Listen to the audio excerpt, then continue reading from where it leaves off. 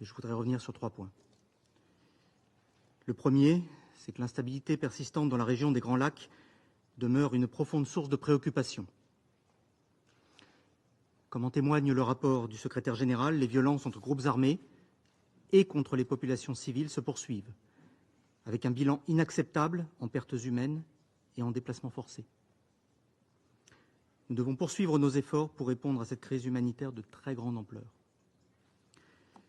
Le M23 poursuit son expansion au nord et au sud Kivu et son contrôle sur les régions minières avec le soutien des forces rwandaises présentes dans le territoire congolais.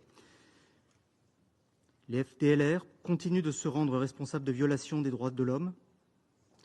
Les forces démocratiques alliées ont accru leurs attaques contre les civils en Ituri, mais aussi au nord Kivu. Le groupe Red Tabara demeure un ferment de déstabilisation du sud Kivu. Nous condamnons l'ensemble de ces activités et nous réitérons notre appel à une mobilisation collective pour répondre aux immenses besoins humanitaires dans l'est de la RDC. L'accord cadre pour la paix et la stabilité dans la région contient 3 principes cardinaux.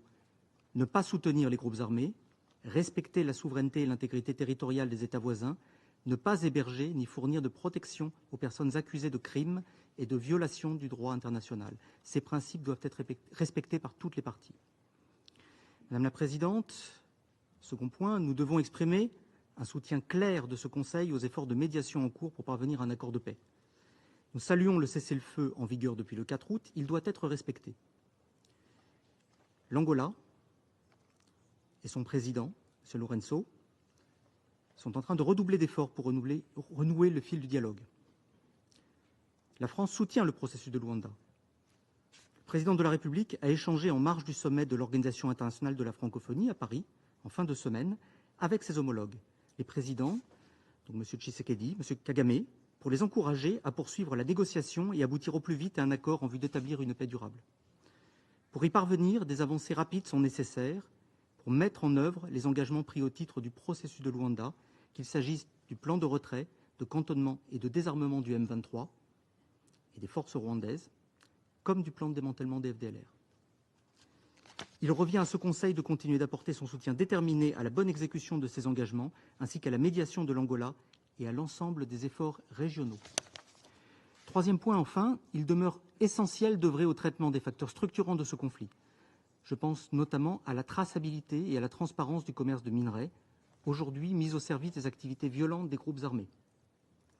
Je pense aussi au soutien des échanges entre sociétés civiles des différents pays et à la promotion d'un développement économique au bénéfice de toutes les populations de la région.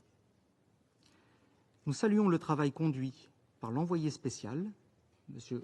Wang Chia, ainsi que son bureau, de l'ensemble des efforts des Nations Unies, y compris ceux de la MONUSCO, bien évidemment, de la représentante spéciale du secrétaire général, Mme Bintou Keïta, des agences et des personnels impliqués sur le terrain. Je vous remercie, Madame la Présidente. Un réseau à la grandeur de nos valeurs, une communauté à l'esprit de nos cultures. Et juste pas de télécharger notre réseau social africain du Power, actuellement disponible sur App Store et Play Store. Il profite pleinement de nos services tels que des blogs, des marketplaces, des forums et bien d'autres encore. Jibawa, le réseau social africain.